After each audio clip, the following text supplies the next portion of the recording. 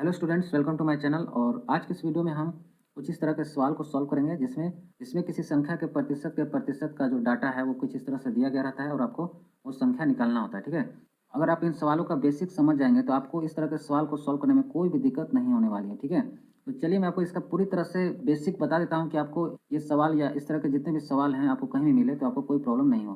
तो चलिए सबसे पहले हम यहाँ लिखेंगे हल।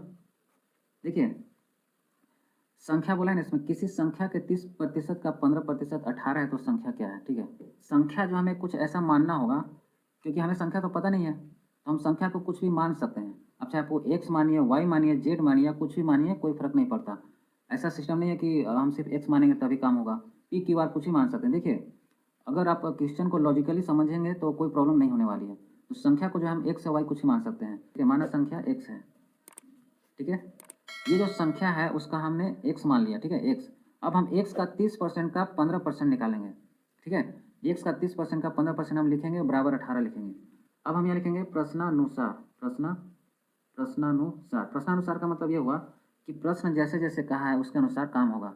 तो प्रश्न में कहा है कि संख्या के 30% का 15% 18 है। ठीक है, तो संख्या का यानी x का 30% का 15% कितना है, 18 है। अब देखिए यहीं पर कंफ्यूज होते हैं, ये बराबर क्यों हो गया, क्योंकि यहाँ साफ साफ बोला है 30% का 15% 18 है, यानी कि बराबर 18 है। समझ में आ रहा है।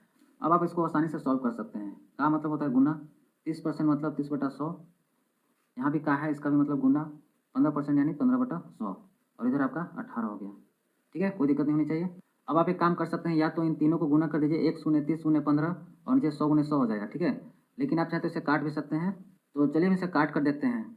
3 पचे कितना हो जाएगा, 15, 20 पचे 100। कोई दिक्कत नहीं होनी चाहिए। यहाँ पर 30 के एक जीरो में से हम 100 के एक जीरो से काट देंगे, कोई दिक्कत नहीं होनी चाहिए। अब चूंकि ये नहीं कटेगा क्योंकि 3/10 है यहाँ पर और यहाँ 3/20 है। अब हम इन तीनों संख्याओं को गुना करेंगे, 1 3 और 3 को। तो यहाँ हम लिखेंगे 1 गुने 3 गुने 3, ऊपर पर गुना हो जाएगा और नीचे नीचे आपका कितना है 10 गुने 20। ठीक है, 10 गुने 20 और ये आपका 18। ठीक है, एक स्टेप इसको और आगे सॉल्व करते हैं। तो यहाँ देखिए 3 3 9 एक्स हो जाएगा। क्या हो जाएगा, 3 3 9 एक्स, क्योंकि एक्स में भी आपको गुना करना होगा। 3 3 9 एक्स और नीचे आपका 200 हो जाएगा और बराबर 18। अब देखिए ये इसमें से गुना हो जाएगा क्योंकि इसके नीचे एक छुपा है। ठीक है, तो देखिए ये 18 है और ये 200 है, तो ये इसमें से गुना हो जाएगा।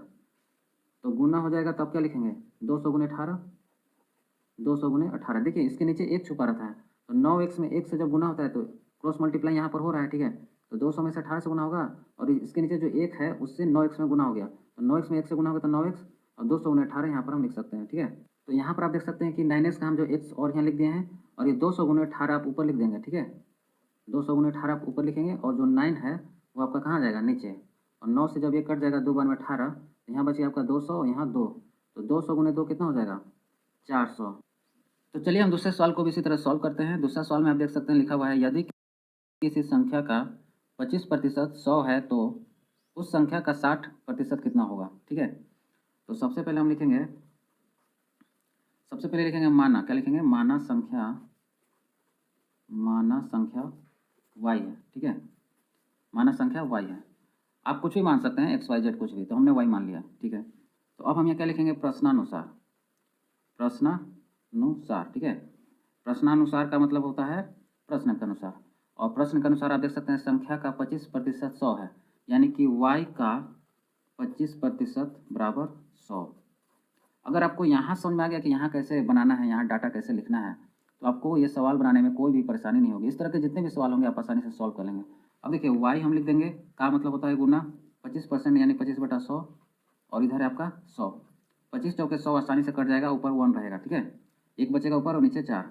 अब इस y से हम 1 में गुना करेंगे क्योंकि ये वाला ऊपर रहता है, तो ये वाला इसमें गुना होगा, तो y कम y हो जाएगा और नीचे आपका 4 है और इधर 100। ठीक है, एक स्टेप जब आप इसे और सॉल्व करेंगे तो इसका आंसर जो है 400 आ जाएगा, क्योंकि इससे इसमें गुना हो गया, तो y का वैल्यू 400। तो y का वैल्यू जो है 400 आ गया। लेकिन ये आपका आंसर नहीं होगा, ये आपका आंसर नहीं है। ठीक है, ये 400 आपका आंसर नहीं है, क्योंकि क्वेश्चन में साफ साफ बोला है उस संख्या का 60% कितना होगा। आपने तो ये संख्या निकाला है, आपने जो 400 निकाला ये तो आपका संख्या है, आपने संख्या y माना था तो y का वैल्यू 400 आ गया, तो वो तो आपका संख्या तो आ गया। लेकिन यहाँ साफ साफ बोला है कि उस संख्या का 60% कितना होगा, यानी जो संख्या है 400, ठीक है, इसका 60% आपको अलग से निकालना होगा। तो हम यहाँ लिखेंगे 400 का 60% कितना हो जाएगा?